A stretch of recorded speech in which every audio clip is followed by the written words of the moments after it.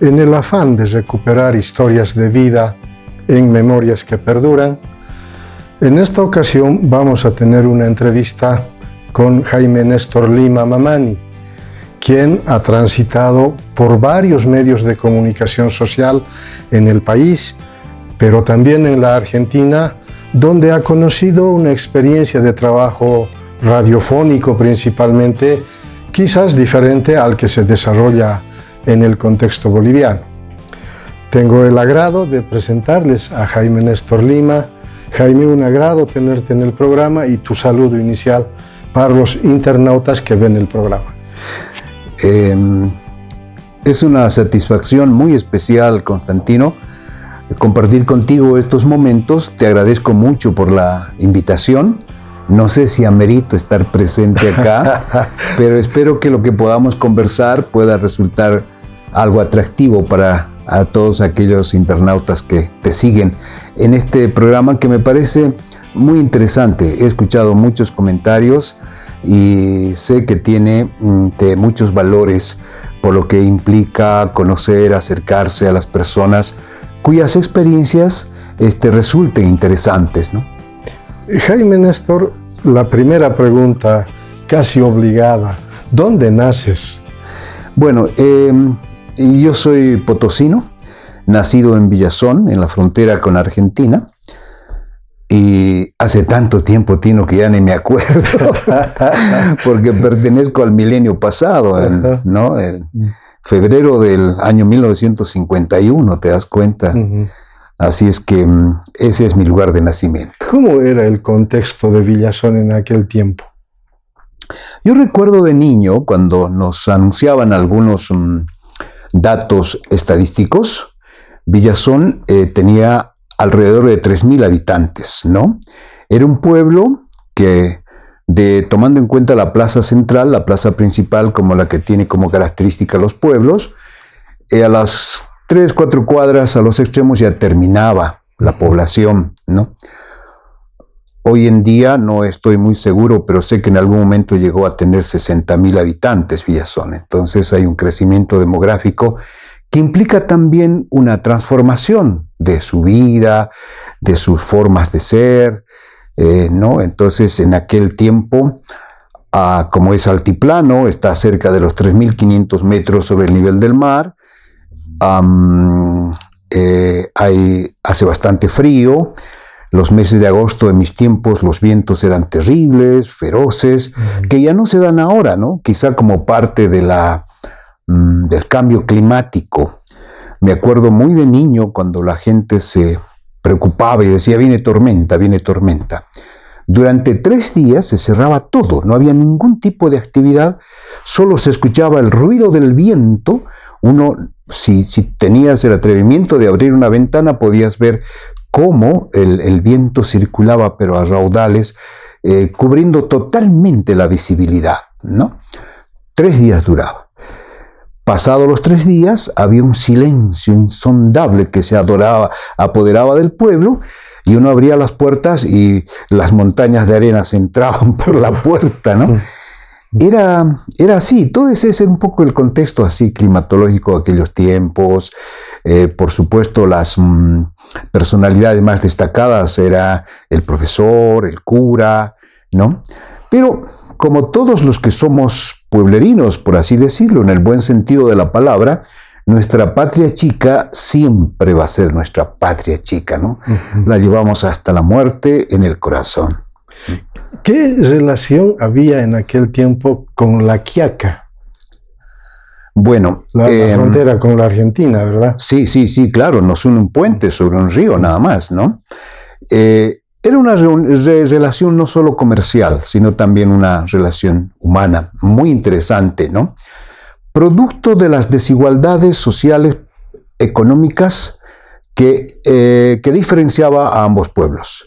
La Argentina, un país más desarrollado, las grandes corrientes migratorias han dado lugar a la gran transformación de aquel país, ¿no? Siendo que nosotros cuando nacimos a la vida independiente, se dice que la Argentina había llegado a tener alrededor de 600.000 habitantes, mientras que Bolivia estaba por 1 millón de habitantes, un país respetado, con una poderosa fuerza militar, cuando el general Rosas, ¿no? Enemigo de la Confederación Perú-Boliviana y deseoso de recuperar Tarija para la provincia de Salta, envía un ejército a la reconquista. Entonces se enfrentan en Irubia, Montenegro y Humahuaca, y las fuerzas bolivianas, al mando del mariscal Otto Felipe Brown, derrotan contundentemente al ejército argentino. Esto demuestra cuánto poder tenía o cuán grande era nuestra figura boliviana a la hora del nacimiento en el país. Pero las cosas han ido cambiando. Yo me imagino de que ha influido mucho en nuestro desarrollo, incluso demográfico, la usurpación de nuestro mar, ¿no? Y bueno, han cambiado la situación. Y hasta antes de 1910, Villazón no se llamaba Villazón, era la Quiaca boliviana y la Quiaca argentina. Tenían el mismo nombre, ¿no? Tenían el mismo nombre. Y Villazón pertenecía a la provincia Suchichas, ¿no? Entonces, después de 1910, ya se funda el pueblo de Villazón. No estoy muy percatado de todo ese proceso histórico, pero de todos modos la unión con estos pueblos ha sido siempre permanente en lo comercial, en lo social.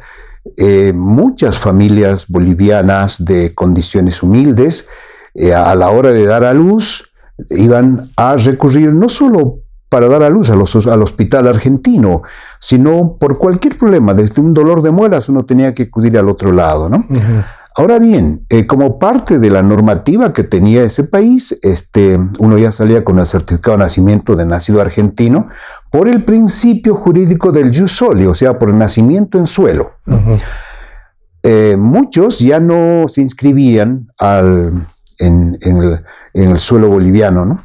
Quedaban ahí, llegaba la época escolar, iban a estudiar al lado argentino, y los varones, llegado la edad de servicio militar, tenían que ir a servir al lado argentino también, el servicio militar. Entonces, ya te puedes imaginar esos nexos, ¿no?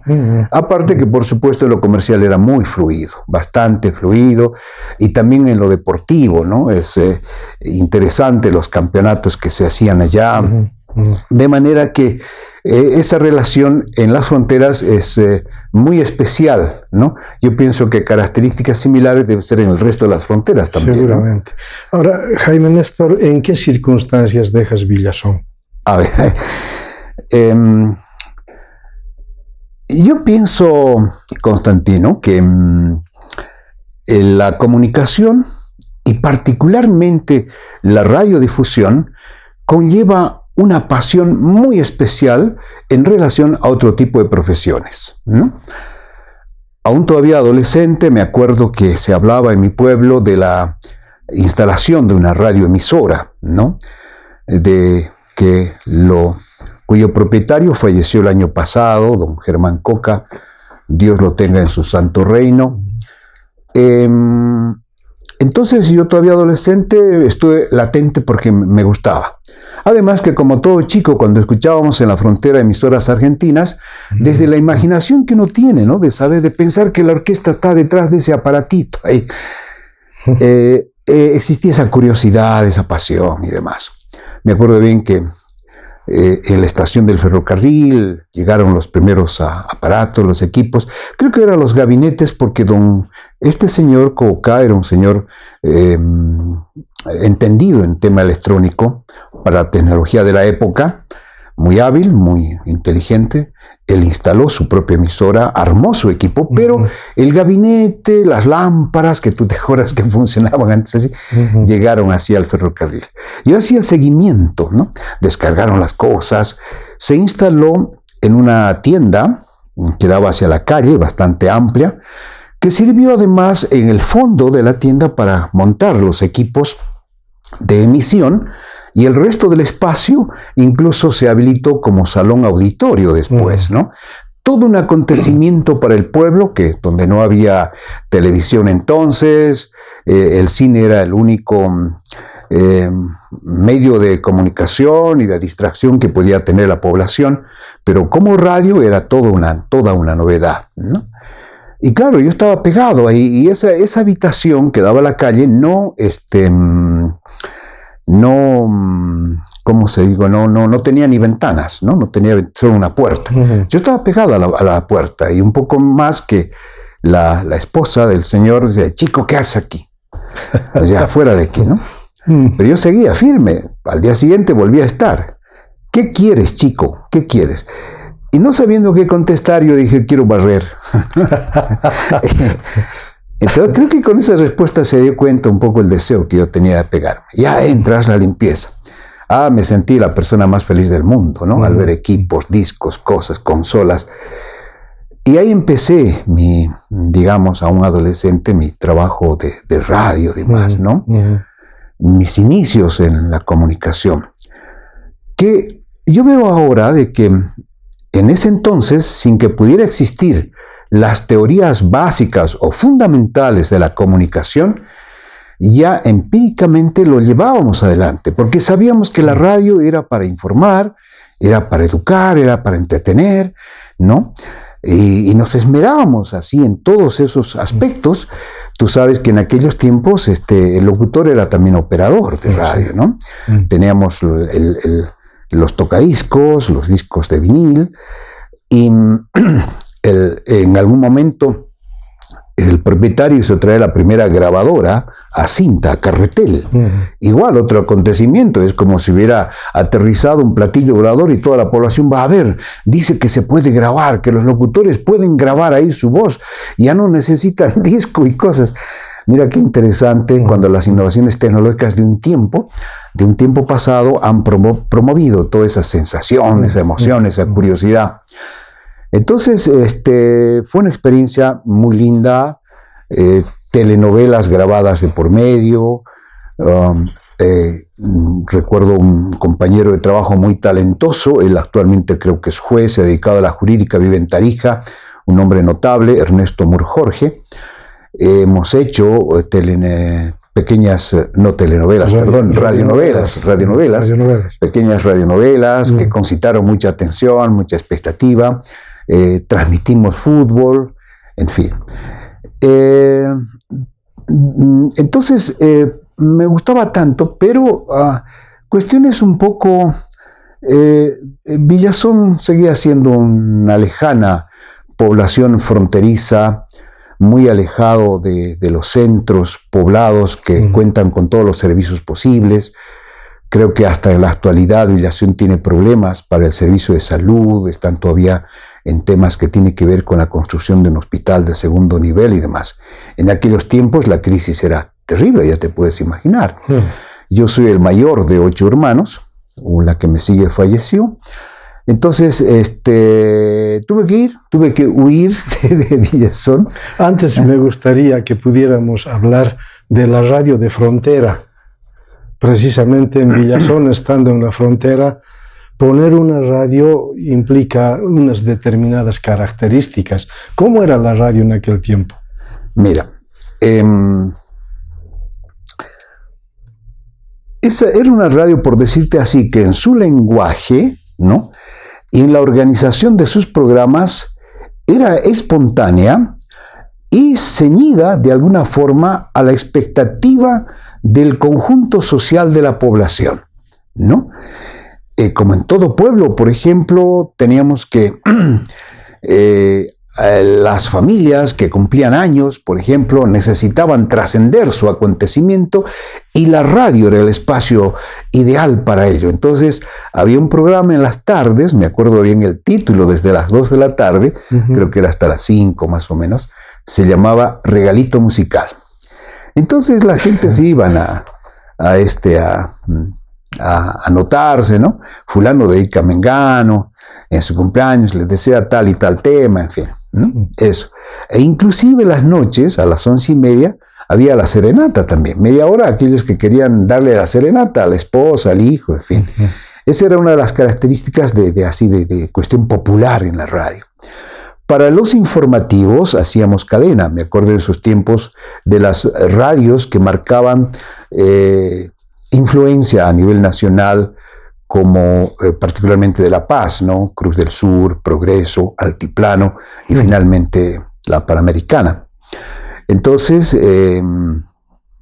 pero también empezamos a ensayar nuestras primeras actividades periodísticas, generalmente con entrevistas, ¿no? Con entrevistas. Como la necesidad de responder a esa expectativa local, también teníamos los sábados programas de auditorio. Claro, ahora ya es casi impensable que una radio haga, aunque sé que todavía algunas la hacen en el país, emisoras así periurbanas tal vez, pero en ese entonces era pues sensacional, ¿no? Rompíamos taquilla, no se cobraba entradas, pero te digo, rompíamos taquilla porque claro, el saloncito se llenaba y la gente estaba afuera queriendo entrar.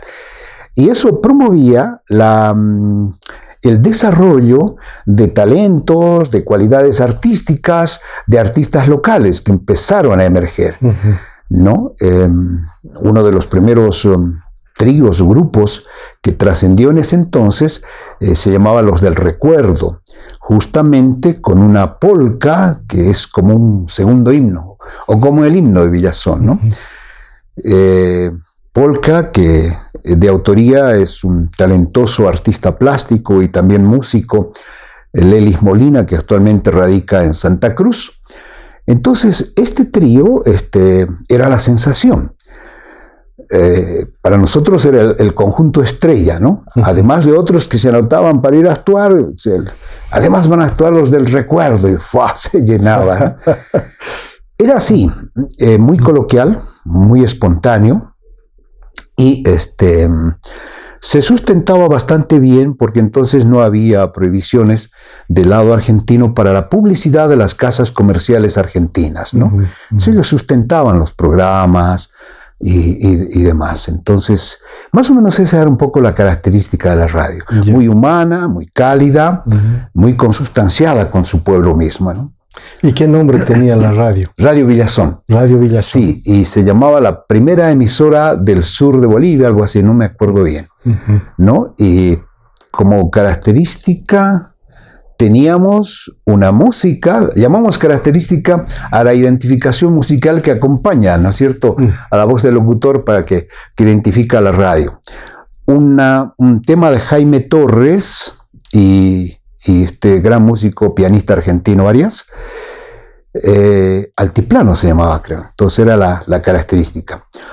Y en cuanto a sintonía, era total. La Quiaca y Villazón escuchaban, pero completamente. Tal es así que yo todavía así chico, cuando fui a estudiar dactilografía a la única academia que había en el lado argentino de dactilografía, era comentario todos los días, ¿no? El señor Germán Coca tenía un programa en las mañanas, muy coloquial, muy... Claro, no podemos ir participativo, porque no teníamos ni teléfono, nada. Claro. Pero él hablaba con el público como si estuviera con el interlocutor al frente, ¿no? Entonces, era el comentario. Don Germán dijo esto, dijo que así, que los precios, que asá... Muy interesante, ¿no? Ha influido mucho, yo pienso, la radio de Villazón en las perspectivas, en la visión de toda la frontera, de La Quiaca y Villazón, ¿no? Y luego, ¿cuál es el siguiente paso? La siguiente etapa mía. Bueno, como te decía, por estas cuestiones familiares yo fui un migrante en la Argentina. ¿A la Argentina? Sí. Después de unos años en Buenos Aires, y de ir conociendo, formándome, asistiendo así a cursos de comunicación radiofónica, pude ingresar a LW8 Radio San Salvador de Jujuy, ¿no? Que fue un hito también muy importante para mí, Constantino. Fue un hito muy importante por cuanto el significado de la institucionalidad de la radio argentina comparada con lo que ocurría con el nuestro, ¿no? Cuando decimos que allí la radio era profesional, y digo era porque creo que ahora han cambiado bastante también las cosas, ¿no? Me refiero al hecho un poco de que la normativa del Estado era muy rígida, tal es así de que se licitaba por 15 años la instalación de estaciones de radio en las ciudades argentinas, preferentemente en las capitales de provincia. Y de acuerdo a la cantidad de habitantes de cada ciudad, el Estado determinaba la cantidad de emisoras que podía tener. Entonces, Radio San Salvador, Jujuy, ameritaba tener una sola radio comercial. Las empresas entraban a licitación y la mejor, digamos, oferta es la que ganaba. Oferta que implicaba todo, desde la instalación del edificio, paredes acústicas, espacios, sistema de trabajo, etcétera, etcétera. Y claro, ahí era muy exigente. El director, que falleció también, un gran hombre de radio, de la comunicación, Fernando Pérez Paz, era todo un maestro, y él nos decía, en cualquier parte del mundo, el director de una radio tiene que ser también un profesor, ¿no? Un profesor, se debe enseñar. Entonces, la diferencia estaba en los horarios de trabajo, por ejemplo, ¿no? La jornada de trabajo del locutor en la Argentina en esos tiempos era de 4 horas, o sea, lo que equivalía a 8 horas de trabajo normal, digamos, que no podían ser desarrolladas seguido, tenía que estar mínimamente fragmentado en 2 horas, ¿no? Luego, así uno se haya pasado un minuto, ese minuto la empresa le pagaba como tiempo extra de trabajo. Había un sobresueldo para los trabajos que se desarrollaban a partir de las 6 de la tarde hasta las 9 de la noche, de las 9 de la noche hasta las 12 otro sobresueldo, y tras noche mucho más, ¿no? Lo mismo cuando se hacían reemplazos, no solo uno tenía derecho a lo que ganaba el locutor al que estaba reemplazando, sino también tenía un plus. De manera que todos esos detalles, imagínate, y no estoy exagerando, me acuerdo bien que en ese entonces esta radio, cuando nos reuníamos en diciembre para fin de año, llegábamos a ser alrededor de 180 personas. Me acuerdo en un hotel que se llama el Hotel Alto La Viña, en una zona muy copete, como dicen allá, de tal suerte que la radio estaba dividido en 3 sectores. En el barrio Mariano Moreno, lo que llamábamos estudios centrales. Pienso que era más de medio manzano, ¿no? Con playa de estacionamiento para autos, un espacio para hacer deporte, todo reglamentario, ¿no? Además de deporte hacíamos el típico asadito, ¿no? Y en el centro, creo que en la calle Lisandro de la Torre, estaban las oficinas administrativas, que trabajaba un departamento que se llamaba Sueldos y Jornales, donde llegaban todas las planillas del tiempo que habíamos trabajado, los reemplazos realizados, las cosas extras y demás. Entonces ahí iban calculando, trabajando todo en administración para que a fin de mes uno cobre lo que tiene que cobrar. Y luego estaba ventas, en la Plaza Belgrano, donde trabajaba toda la gente de marketing, ¿no? Tenían su propio estudio de grabación para la parte comercial, ¿no? Para trabajar con las empresas, con industrias. Y me acuerdo bien también que allá la publicidad, por entonces no había cosas grabadas, era en vivo. La emisora cobraba por palabra, ¿no? Tenía determinada por palabra. Bueno, tenía un servicio de otorrinolaringología y fonoaudiología, al cual gratuitamente los profesionales que trabajaban teníamos que acceder cada año obligatoriamente para la revisión de las cuerdas bucales, en fin, etcétera, etcétera.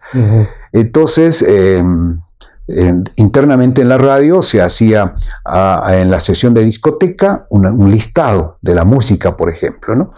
Con varias copias. Unas copias iban a CONFER, que era el Comité Federal de Radiodifusión, donde hacían el control del cumplimiento normativo de las radios. Iba otra copia a SADAIC, la Sociedad Argentina de Autores y Compositores, en los cuales se hacían los cálculos de los temas que habían sido más tocados, menos difundidos, para hacer el cálculo de porcentaje de cuánto debía cobrar cada autor, cada compositor, cada intérprete. Por eso es que los artistas en música viven de su trabajo allá, porque saben que lo que se difunde, ellos lo cobran después, mediante los impuestos que pagaban las radios. Entonces, todos estos detalles que yo te cuento, Constantino, nos demostraban un poco la diferencia institucional entre lo que era la radio argentina y las emisoras en nuestro país, ¿no? Me gustaría hablar de los requisitos de un locutor en la Argentina. Tú hace rato decías que debe ser profesional. Bueno, en la actualidad, tú sabes ya, contigo, Constantino, nos hemos conocido, ya van por los 40 años. Bastante tiempo. Bastante tiempo. Y lo único que te envidio es que vos sigues igual, jovencito, mientras que a mí me anda pasando la factura el tiempo, ¿no?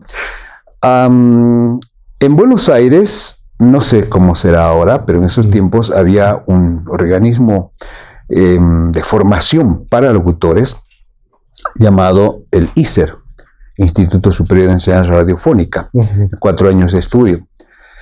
De acuerdo a la formación que tenía, habían categorías en la Argentina, es decir, locutores nacionales, locutores provinciales, locutores regionales. Y eso también determinaba el nivel salarial que percibía cada uno, ¿lo ve?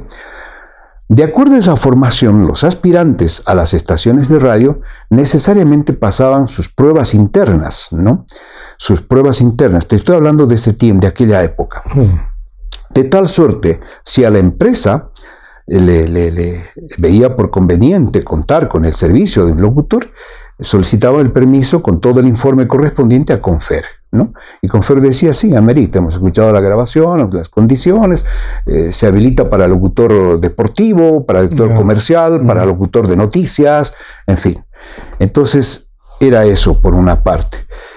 Y por otra parte, que como se manejaba todo empresarialmente, entonces las exigencias eran muy severas, ¿no? Eran muy drásticas. Aparte de que, yo noté que en aquel tiempo el aspecto estético de la voz era fundamental, ¿no? Porque las radios comerciales o las radios privadas eran para el sistema, para vender principalmente, ¿no? Sin dejar de ser, por supuesto, culturales, sociales y muy deportivas también, ¿no? Y otra cosa que quiero, que me acabo de acordar, del 100% de música, de acuerdo a norma, de acuerdo a ley, del 100%, Tino, el 75% de música debía ser música argentina. 25% tango, 25% folclore y 25% música popular, ya sea de la nueva ola, música instrumental, en fin. Solo el 25% era extranjero, ¿no? Música extranjera de la época. Yo me acuerdo de Tom Jones, Angel Humperdinck y cosas así, ¿no? Janet de Inglaterra, en fin. Pero qué interesante que era eso, porque eso promovía el desarrollo de la actividad artística musical en la Argentina. Por eso que ellos han consolidado fuertemente su producción y sus artistas, ¿no? ¿Y cuál es la siguiente etapa después de la radio en la Argentina? Han habido algunos pequeños hitos. Yo generalmente trabajé en horarios nocturnos, ¿no? Tenía programas en la noche. Me acuerdo bien, El Canto de Argentina, edición Hora Cero, y yo a la 1 de la mañana terminaba mi trabajo por lo general. Entonces, cuando llegaba al lugar donde vivía, me gustaba seguir escuchando música o a veces radio. En la misma frecuencia salía Radio Rivadavia de Buenos Aires. Y buscando radios, en una oportunidad, escucho unas expresiones en quechua y me llamó poderosamente la atención. Porque, ¿cómo en quechua? Y presto atención, por entonces yo, como fronterizo, por las circunstancias de lo que significa desenvolverse, nunca había practicado el quechua, solo había escuchado a mis padres. Entonces, pero entendía. Y ¿sabes qué? Era Radio San Rafael de Cochabamba. Y estaban transmitiendo seguramente la grabación de una reunión de una organización campesina. Y me llamó poderosamente la atención porque nunca había pensado en ese entonces que la radio podía constituir también una herramienta para expresiones de organización, de manifestación popular, de la vida social de sectores rurales. Nunca. Y yo estaba tan empapado de la actividad del tipo de radio privada y comercial de la Argentina que me llamó la atención. Eso fue algo que quedó muy impreso en mí, ¿no? Eso fue una cosa. Y el otro aspecto fue de que, jovencito e irresponsable en aquel tiempo, porque nos decían los especialistas, el fonoaudiólogo, como allá, por el tipo de radio que se realiza, particularmente hablando de los locutores, se trabaja frente al micrófono en tonos altos, ¿no? En tonos altos. Por lo tanto, las cuerdas vocales están siempre sujetas a una mayor tensión. Por lo tanto, no debe tomarse cosas muy calientes en invierno, ni cosas al hielo o muy frías en verano, ¿no? Inclusive había determinados alimentos que uno tenía que evitar, porque dice que cuando uno mastica los alimentos, se descomponen microscópicamente hablando en una especie de cristales que muchas veces, como en el caso del arroz, pueden raspar, por así decir, las cuerdas vocales, ¿no? Pero claro, a veces uno comete irresponsabilidades, yo pensaba que era invencible, entonces, no, en verano muchas cosas al hielo y demás, hasta que me salieron pólipos y me sometieron a una operación. Perdí lo que se llama así la voz, mi registro grave, que nunca más lo pude recuperar hasta ahora. Entonces un poco como que me afectó, ¿no? A mi ego, digamos, a mi ego. Me sentí muy desanimado, ¿no? Ya no podía competir. Alguna vez, siempre la prensa de Jujuy, el periódico El Tribuno, había sacado algún artículo, ¿no? Locutor más joven del norte argentino, en fin. Entonces ya uno pierde la voz y cosas, entonces se siente bastante desanimado. Eso fue algo que me puso en la disyuntiva de qué hacer después, ¿no? Aunque seguía trabajando. Y el otro aspecto es que cada fin de año, cuando tocaba vacación, yo hacía viajes. Y dije, bueno, yo no conozco mi país, yo soy fronterizo, no conozco, me voy a dar un viaje en esta oportunidad. Y me hice un recorrido, y cuando pasé por Sucre, me llamó también poderosamente la atención la ciudad de Sucre, ¿no? Los estudiantes estudiando en todas partes. Una ciudad universitaria. Universitaria, ¿no? Hasta en el cementerio. ¿No? Dice que la gente se muere por ir a ver el cementerio. Y entonces yo vi ese panorama de estudiantil y dije, yo esta etapa no la he vivido. Y además, como ya estoy tan desanimado como locutor, creo que fueron los motivos y los factores por los cuales me vine a Bolivia. Pero en ese interín estuve todavía un tiempo, pasé por mi pueblo y fundamos una radio que después fue de la alcaldía con el nombre de Radio Libertad. Radio Libertad pertenecía a la alcaldía. Un hombre muy emprendedor, un notable ciudadano como alcalde, donde en aquellos tiempos no había IDH, no había impuestos, nada. Él hizo muchísimas obras, don Gilberto Cortés Millares, ¿no? Él construyó el primer hospital, el primer mercado, el primer teatro, la primera terminal de Bolivia, realmente una personalidad extraordinaria. Y claro, entonces hicimos la radio nosotros allá, ¿no? Mandamos cartas a las embajadas y nos pareció interesante la oferta de la empresa argentina Tramec, que además nos mandó hasta un plano para hacer el edificio de la radio. Y así lo hicimos. Entonces, fue otra etapa interesante, de mi paso, digamos. Luego, según mi deseo, me vine a Sucre y un par de meses estuve en Radio La Plata, ¿no? Una radio legendaria, digamos, de Sucre, de una familia muy conocida, Canedo, creo que son ellos. Y fui tentado a ingresar a Radio Loyola, que es donde nos conocimos en un curso internacional, Tino, allá en Sucre, ¿verdad? Esa fue la siguiente etapa. También una experiencia muy interesante porque era una radio de la iglesia, con un gran sentido social, ¿no? Muy comprometida con los sectores populares, con los sectores marginados y un trabajo muy bonito para mí, muy interesante, pero que se frustró con el golpe de Estado de García Meza. Yo estuve en el único partido que me inscribí formalmente, partido político del Partido Socialista 1. Entonces, el día del golpe, cuando nos empezaron a llegar por teletipo las informaciones, primero del Beni sobre el levantamiento militar, etc., yo estaba haciendo una entrevista a un grupo de estudiantes universitarios de La Paz de un teatro popular, que ellos llamaban el Teatro de la Calle. Y, lógicamente, un teatro contestatario, un teatro revolucionario. Y cuando nos llegan las noticias, yo empecé a arengar. Yo decía que no es posible que la democracia, que le cuesta sangre al país, pueda ser dilapidada por la aventura de unos militares, etcétera, etcétera, etcétera. Pero ya los amigos se asustaron, salieron y yo seguía arengando. Entró no sé si llegaste a conocer cuando hicimos el curso con la Conferencia Episcopal Argentina, ya en Sucre, el padre Manolo, que era párroco del Tejar en Sucre, ¿no? Él era español, de buena contextura física, alto. Entonces él entró cuando yo arengaba y poco menos que me sacó del cuello. Creo que le debo la vida a él. Me gustaría alguna vez, antes de despedirme de este planeta, poder ubicarlo y abrazarle, ¿no? Él me sacó un poco rodando por las gradas, me incrustó a su jeep y me dice, vamos. Llegamos hasta la esquina, porque era a media cuadra del edificio central de la universidad.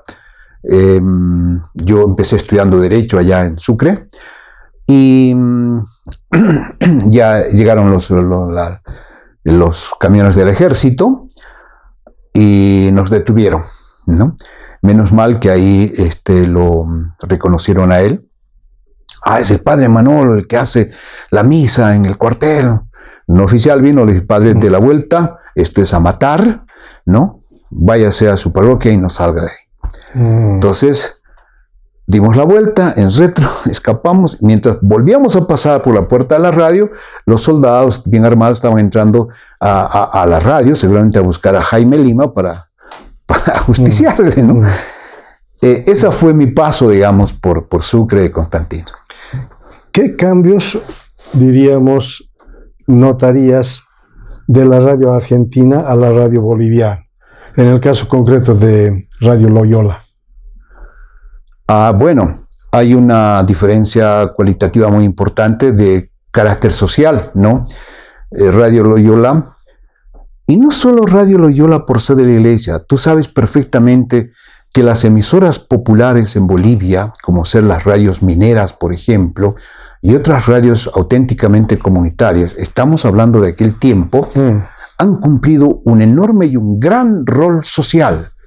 Consustanciado con su pueblo, se han convertido en los portavoces de sus necesidades, de sus reclamos, han señalado con el dedo valientemente las injusticias, han cumplido realmente papeles extraordinarios, ¿no? Es una radio muy diferente. Y por supuesto, Radio Loyola, que pertenecía a los jesuitas, en esa época, claro, sí. Claro. No sé si en la actualidad sigue siendo de los jesuitas. Sí. Entonces, evidentemente también su compromiso era con los sectores populares, ¿no? Yo conducía un programa en las mañanas donde la gente que me secundaba para hacer entrevistas tenía que ir a los mercados, a los puestos populares de venta, a los talleres, a las artesanías, para conocer su vivencia, su preocupación, sus afanes, sus ilusiones y demás, ¿no? Entonces, desde ese punto de vista, en aquel tiempo hablando, la diferencia era radical con la emisora argentina, que además, por supuesto, ¿no? Un país capitalista, con una gran industria de aquellos tiempos, con una forma de vida, con una continuidad de corrientes migratorias que esta vez de América iban a buscar nuevos y mejores destinos. Entonces, se preocupaba de ser también el reflejo de ese tipo de sociedad, ¿no? Creo que ahí viene la diferencia cualitativa entre una radio y otra, Constantino. ¿Y cuándo llegas a Cochabamba? Bueno, una vez que empieza a calmarse las aguas con el golpe de Estado de García Meza, pasa un tiempo, se reabren las universidades y yo no Bueno, todavía me acuerdo que durante la dictadura de García Meza, yo pude salir de Sucre, llegué a Villazón, una gran amiga que falleció, que era hija de este alcalde que te hablé también, directora del hospital en Villazón, en la ambulancia me hizo pasar al lado argentino. Y claro, yo con la ilusión de que, como tenía mi credencial de locutor argentino, llegando a Jujuy podía volver a trabajar. Pero no se podía, estábamos con la dictadura también allá, yo estaba en la lista negra, así es que volví a Villazón, en fin. Entonces, cuando ya se reabrieron las universidades, se dieron ciertas garantías, se apaciguaron un poco las aguas, vi por conveniente salir de Sucre, porque todavía estaba un poco áspera la situación. El condicionamiento para la apertura de las radios era muy fuerte por parte de la dictadura. Bueno, van a volver a trabajar, pero ojo, nada de idiomas nativos, ¿no? Nada de programas que inciten a la población al extremismo en sus discursos, ¿no? Entonces, de esa manera es que vine a Cochabamba. Y una de las cosas primeras que hice en Cochabamba fue buscarte, Constantino. Tú estabas en los afanes de colocando los cimientos de esa gran institución que fue CEPRA, ¿no? Centro de Producción Radiofónica. Centro de Producción Radiofónica. Ya me contaste la historia. Y bueno, acá continué. Políticamente solo vía desde el escenario, porque la muerte de Marcelo Quiroga Santa Cruz creo que ya no era lo mismo, ¿no? Y empezaron a disputarse el liderazgo y eso terminó no de la forma que hubiésemos querido, ¿no? Entonces vine y con la finalidad de terminar los estudios de Derecho acá. Mi paso fue muy fugaz ya por radios en Cochabamba, ¿no? Radio Nacional, primero Radio Cosmos, donde estaba el gran amigo Carlos Valderrama, ¿no? De director. Te cuento una anécdota, ¿no? Yo llevé mi currículum. Y sé que esta es la radio más escuchada, señor director, yo quisiera ver si me pueden tomar. Y Carlos me dice, un momentito, ¿de dónde eres tú? Yo soy de Villazón, soy potosina. Ah, bueno, podemos hablar. Porque aquí no pueden trabajar los de Cochabamba. Todos tienen que ser de Potosí, de Oruro. El único que es cochabambino es el dueño. Es anecdótico, además su forma de ser, ¿no? Es un hombre muy talentoso.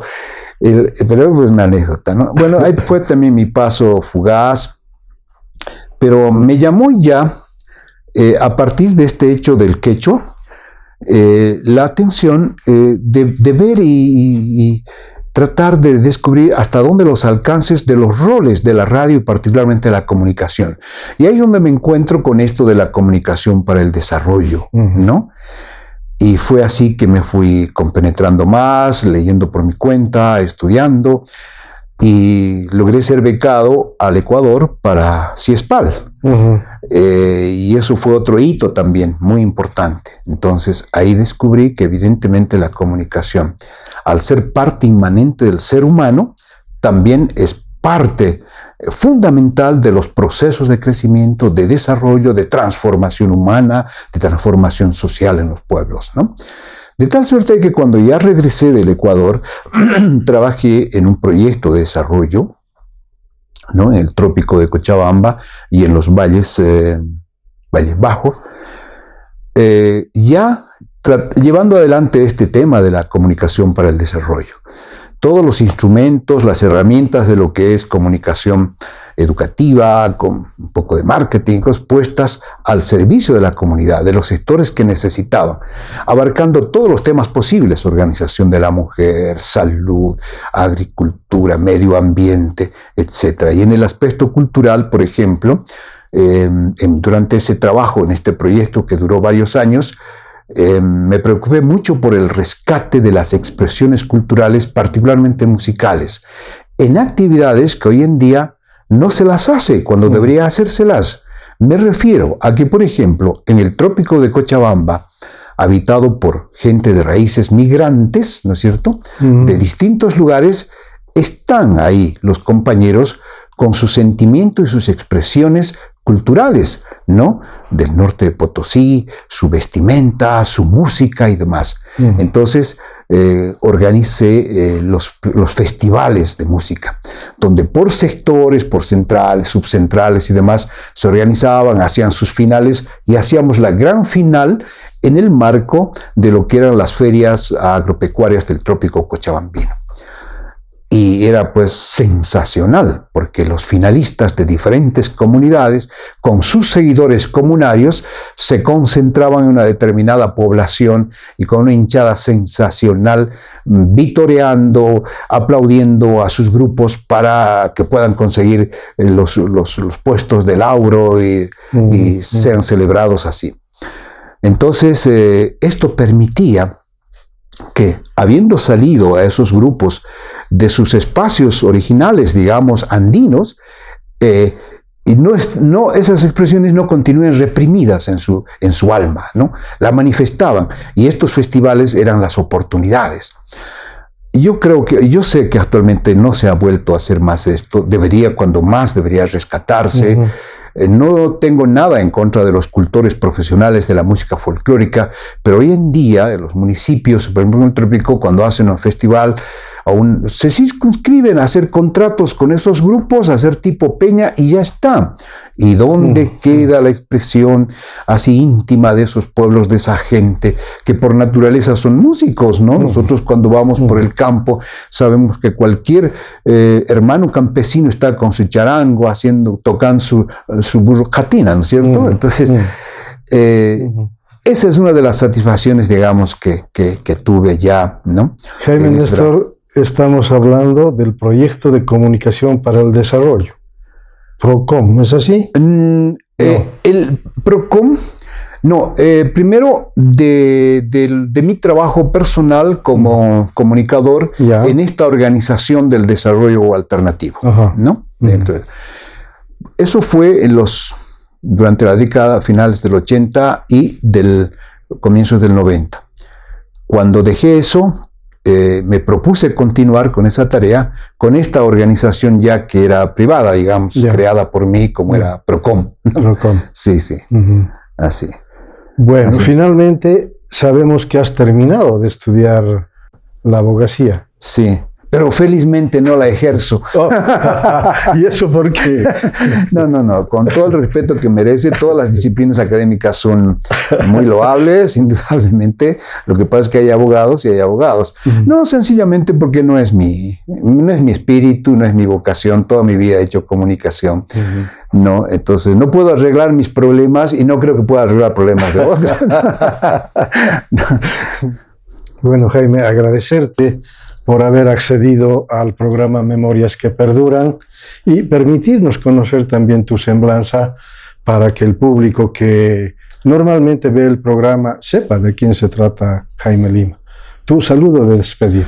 Bueno, agradezco muy de veras, Constantino, este espacio que me has brindado y mi cariño y mi saludo a las personas que tengan la valentía de soportar esta entrevista cuando me vean y particularmente a todos aquellos comunicadores, a los locutores, a los libretistas, a los que están sumergidos por pasión en esta tarea, recordándoles que la comunicación, hoy más que nunca, tiene que cumplir un rol fundamental en la transformación de la sociedad y de nuestros países, y que por lo tanto hacer comunicación es tener un gran compromiso.